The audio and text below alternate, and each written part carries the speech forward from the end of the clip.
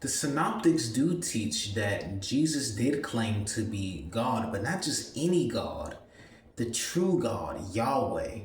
Jesus calls himself the Lord of the Sabbath, for he says, "For the Son of Man is even the Lord of the Sabbath." And all of the scriptures that the Sabbath is Yahweh's.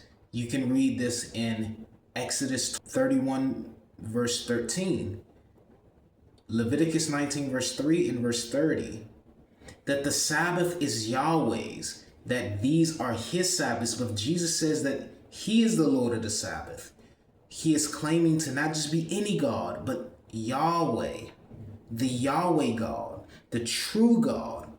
And in Exodus, the Lord spoke to Moses, saying, "Speak also to the children of Israel, saying, Surely my Sabbaths you shall keep, for it is you may know that I am the Lord who sanctifies you." Notice, in the term there is Yahweh. It is Yahweh's Sabbaths. He constantly through the scripture says, "My Sabbaths." These are Yahweh's Sabbaths. He is the one who is the Lord of the Sabbath, and Jesus said that he is the Lord of the Sabbath.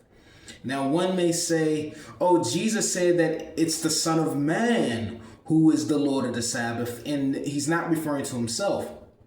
Actually, this is a title that Jesus designates for himself.